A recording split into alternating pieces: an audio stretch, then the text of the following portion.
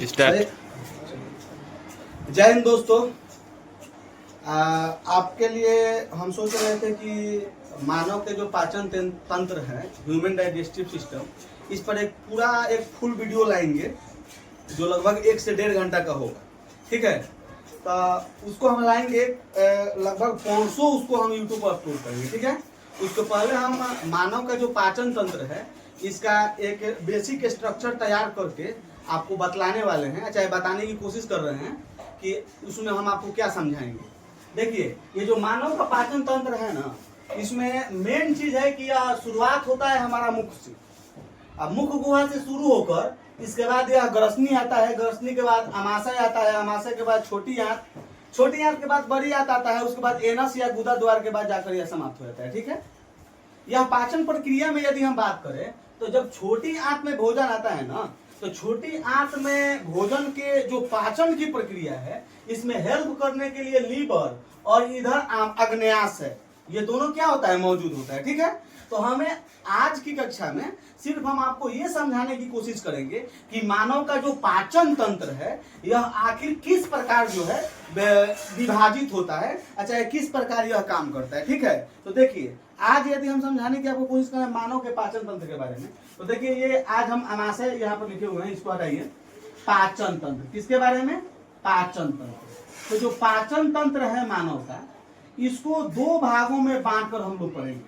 एक तरफ हम देखेंगे आहार नाल और एक तरफ हम क्या देखेंगे, एक तरफ देखेंगे पाचक ग्रंथि, या इसे हम लोग कह सकते हैं पाचक ग्रंथि भी कहा जाता है इसको, पाचक ग्रंथि, यानी कि पाचन में सहायक जो ग्रंथि है उसे पाचक ग्रंथि कहा जाता है। ठीक है, तो आहार नाल की यदि हम बात करें तो आहार नाल, ध्यान दीजिएगा, आहार का मतलब होता है भोजन और नाल का मतलब होता है नली या रास्ता, यानी कि वह रास्ता जिससे होकर भोजन जो है गुजरता है या यात्रा करता है उसे आहार नाल कहा जाता है। ठीक है, और पाचक ग्रंथि का मतलब ये होता है ना कि ऐसी ग्रंथियां जो आहार नाल से गुजरने वाले भोज्य पदार्थ को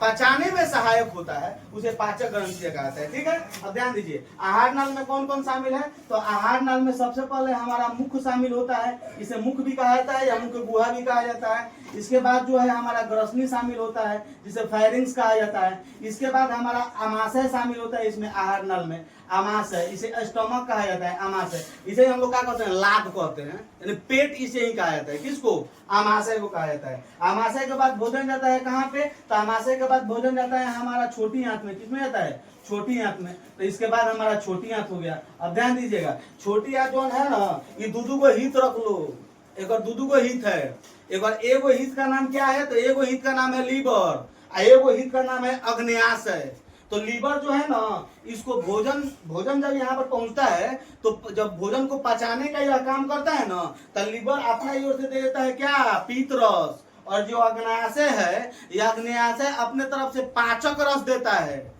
यह जो पाचक रस है ना, इसमें 3 रस शामिल होता है, ट्रिप्सिन, एमाइलेज और लाइपेज। और यह जो तीनों रस है ना, यह भोजन के अलग अलग जो भाग है उसको पचाने का काम करता है, जिसको हम क्या करेंगे कि पाचन का जो मेन वीडियो बनाएंगे उसमें हम अच्छा तरीके से समझाएंगे। सिर्फ अभी हम दिखा रहे हैं। छोटी आंत के बाद भोजन पहुंचता है कहाँ पे, बड़ी आंत में।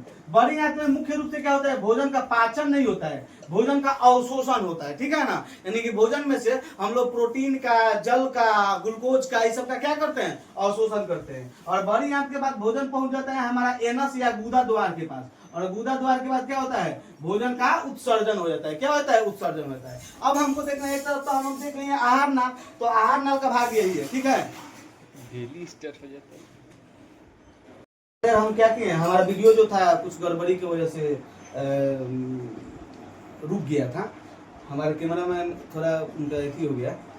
तो चलिए हम फिर से इसको शुरू करते हैं। हम तो आहार नाल आपको समझा चुके थे हम, ठीक है, तो अब थोड़ा पाचक ग्रंथि पर हम चर्चा कर लेते हैं। ठीक है, देखिए यह जो हमारा मुंह है, मुंह में क्या होता है कि पाचक ग्रंथि के रूप में लार पाया जाता है। क्या पाया जाता है, लार ग्रंथियां पाई जाती है। ठीक है, अब हम जब फुल वीडियो बनाएंगे तो उसमें आपको लाल ग्रंथि के बारे में अच्छा से समझा देंगे कि ये लाल ग्रंथि 3 जोड़ी होती है और ये कहाँ कहाँ होती है, और ये लाल ग्रंथि किस कौन कौन से कार्य करती है, ये लाल ग्रंथि का क्या रासायनिक संरचना होता है, इस सब के बारे में हम आपको अच्छा तरीका से बता देंगे जब फुल वीडियो लाएंगे। तो फुल वीडियो हमारा लगभग 1.5 से 2 घंटा का आएगा। तो उसे देखने के लिए आप सभी लोग जितने भी हमारे फॉलोअर हैं, अभी मात्र 30 फॉलोअर या 31 फॉलोअर के करीब में है, तो सभी लोग देखने के लिए क्या रहेंगे, रेडी रहेंगे। वो 2 घंटा का 1.5 या 2 घंटा का उसमें हम वीडियो लाएंगे। ठीक है, तो चलिए देख लीजिए। हमारा मुख में क्या है, लाल ग्रंथि होता है। ग्रसनी में कोई भी ग्रंथि नहीं होती है, ग्रसनी में नो ग्लैंड, कोई ग्रंथि नहीं होती है पचाने के लिए भोजन को, यानी कि ग्रसनी में भोजन अस्थिर ना रोक तो ग्रसनी में, यानी ग्रसनी सिर्फ और सिर्फ माध्यम प्रदान करता है। इसके बाद भोजन आमाशय में जाता है,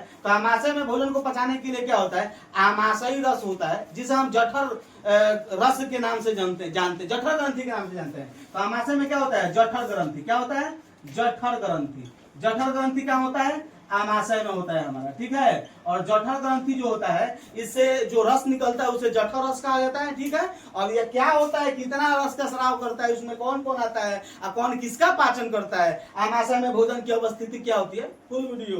ठीक है, कहाँ मिलता हो, फुल वीडियो। अब छोटी आंत जो होता है, छोटी आंत में तो एक तो होता है हमारा आंत ग्रंथि जो कि भोजन का पाचन करता है।